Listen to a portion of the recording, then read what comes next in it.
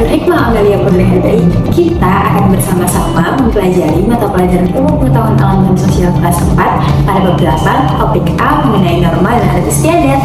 Bagaimana sih pembelajarannya? Yuk, sebelum kita mulai, scan dulu berikut berikut ini. 1, 2, 3. Yuk kita mulai. Kali ini kita akan belajar mengenai norma dan adat istiadat. Untuk memulai, yuk klik bagian yang bertuliskan topik A. Nah, pada bagian menu utama ini terdapat alur pembelajaran yang dimulai dari tujuan pembelajaran, materi pembelajaran, ukur pemahaman, kuis, dan juga LKPD. Kamu bebas ingin klik yang mana dulu. Namun, untuk segera memulai pembelajaran, yuk klik bagian yang bertuliskan Start.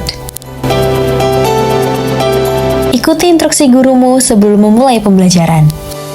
Sebelum kita mulai pembelajaran, yuk kita lakukan dulu eksperimen sederhana untuk melatih fokus agar tetap tertuju pada pelajaran. Jika saya katakan bersatu, jawabannya kita teguh. Kalau saya katakan bercerai, jawabannya kita runtuh. Kalau saya katakan kita runtuh, jawabannya karena bercerai. Dan kalau saya katakan kita teguh, jawabannya karena kita bersatu.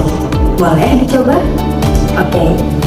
Bersatu, bercerai, kita runtuh, kita teguh. Oke, tepuk tangan untuk kita, para anak hebat Indonesia.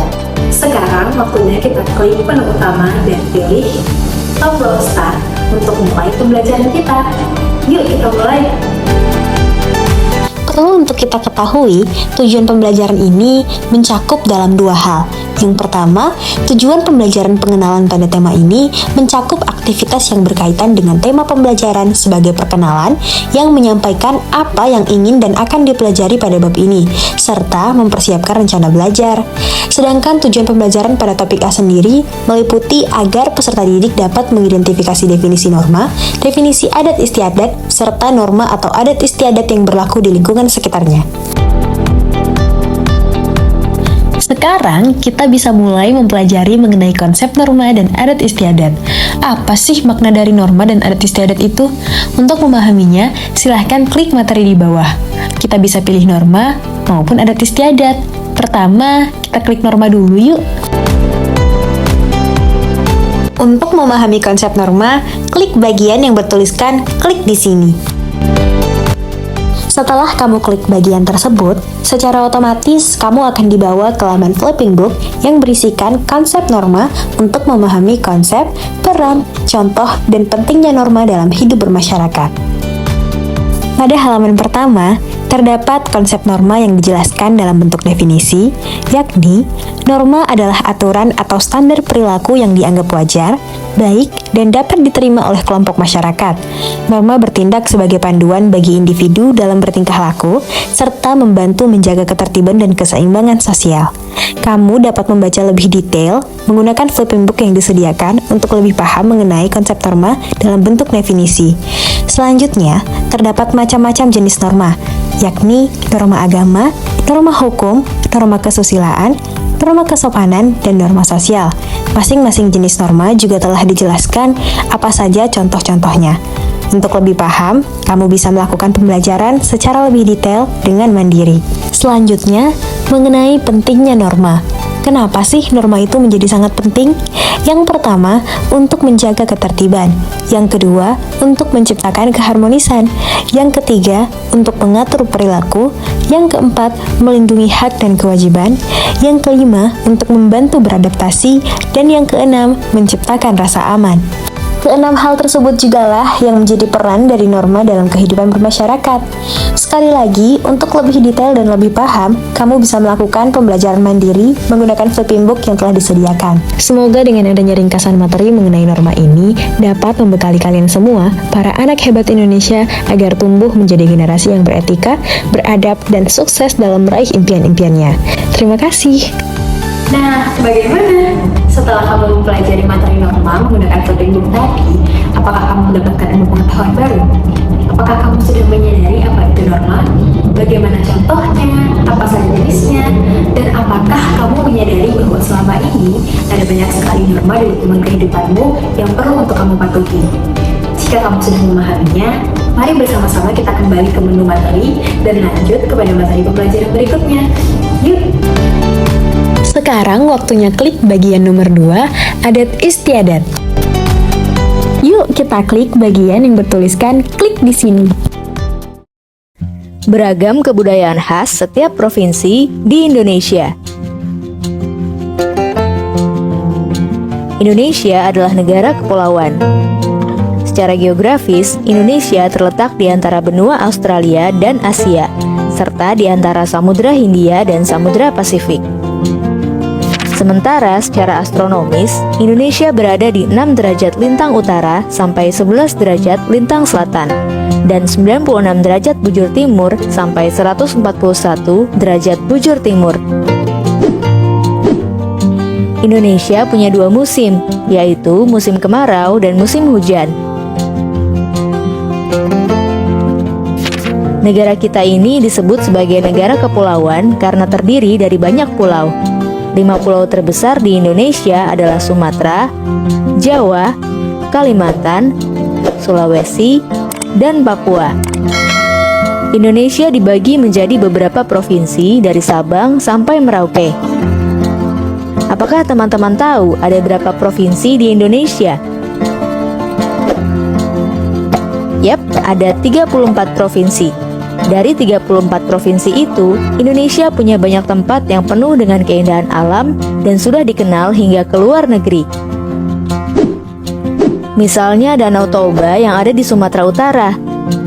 Danau ini terbentuk karena letusan besar gunung pada puluhan tahun lalu dan menjadi danau vulkanik paling besar di Asia Tenggara. Tak hanya itu, Indonesia juga terkenal dengan fauna yang beragam. Salah satunya adalah komodo. Kita bisa melihat hewan yang langka ini di Pulau Komodo, Nusa Tenggara Timur. Selain itu, masih banyak lagi keindahan alam dari Indonesia yang juga didukung dengan berbagai kebudayaan khas dari setiap daerah. Maka itu, bangsa Indonesia disebut sebagai bangsa yang majemuk karena terdiri dari banyak suku, adat, agama, dan bahasa daerah masing-masing. Setiap daerah di Indonesia punya budaya, adat, dan kebiasaan yang berbeda-beda. Hal ini bisa dipengaruhi oleh banyak hal, teman-teman. Salah satunya adalah kondisi geografis. Misalnya, setiap provinsi punya rumah adat, pakaian adat, tarian adat, dan lagu daerah masing-masing. Contohnya Bali yang punya tari kecak, Papua yang punya rumah adat bernama Honai, dan Jawa punya pakaian adat bernama kebaya. Ada lagi Kalimantan dengan rumah adatnya yang disebut Betang, Sulawesi yang dikenal dengan suku Bugisnya, dan lain-lain. Oh iya, selain itu, Indonesia juga dikenal dengan beragam alat musik tradisionalnya yang khas, bahkan sudah sampai diakui oleh UNESCO. Misalnya angklung, yaitu alat musik yang berasal dari Jawa Barat. Angklung sudah mendapatkan pengakuan sebagai bagian dari World Heritage pada bulan Januari 2011 oleh UNESCO. Selain itu, Indonesia juga dikenal dengan beragam bahasa yang berasal dari berbagai daerah, seperti bahasa Minang, bahasa Sunda, bahasa Jawa, dan masih banyak lagi. Walaupun Indonesia punya beragam bahasa, bahasa yang digunakan secara umum tetaplah bahasa Indonesia yang menjadi bahasa persatuan kita. Semua ini menunjukkan bahwa Indonesia punya banyak sekali perbedaan, tapi kita sebagai masyarakat Indonesia harus bisa menghargai perbedaan itu dan hidup bersama. Hal ini sesuai dengan semboyan negara kita, yaitu Bhinneka Tunggal Ika, yang artinya berbeda-beda tapi tetap satu. Walaupun berbeda, kita tetap warga Indonesia. Kita harus saling menghormati dan menghargai, karena setiap budaya punya keunikannya masing-masing. Dengan begitu, kita bisa hidup bersama dengan bahagia. Ragam keindahan alam dan kebudayaan ini menjadi kekayaan Indonesia yang sudah sebaiknya dijaga agar bisa menjadi kebanggaan kita sebagai bangsa Indonesia. Nah, kalau teman-teman berasal dari daerah mana dan apa yang paling terkenal di sana? Tulis di kolom komentar ya. Saya harap video tersebut memberikan dorongan yang besar agar kita mampu mempertahankan budaya, adat istiadat dan beragam Indonesia agar tidak terjadi kepunahan identitas bagi Indonesia. Selanjutnya, mari kembali ke menu utama dan kita lihat apa yang bisa kita lakukan berikutnya. Yuk! Nah, kamu sudah selesai mempelajari mengenai norma dan adat istiadat. Sekarang waktunya kamu untuk mengukur sejauh mana sih pemahamanmu.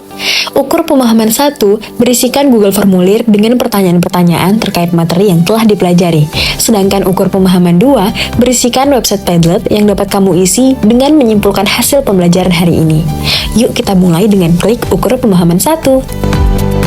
Terdapat 10 total pertanyaan yang disediakan di dalam Google Form, seperti jelaskan menggunakan bahasa dan gaya tulismu sendiri mengenai konsep norma, atau coba sebutkan macam-macam norma beserta satu contoh untuk setiap norma tersebut, dan pertanyaan-pertanyaan lainnya yang dapat kamu akses secara mandiri, dan setelah kamu menyelesaikannya, kamu bisa klik tombol kirim dan nantikan sejauh mana ukuran pemahamanmu mengenai materi ini.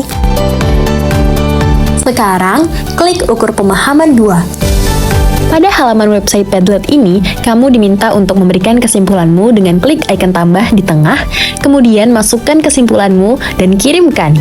Nah, kamu sudah berhasil menyelesaikan ukur pemahaman 1 dan 2 yang menunjukkan sejauh mana pemahamanmu dan penguasaanmu terhadap materi yang telah kita pelajari hari ini. Selanjutnya, masih ada beberapa soal kuis yang bisa kamu kerjakan untuk membuktikan bahwa kamu sudah benar-benar memahami materi ini. Yuk!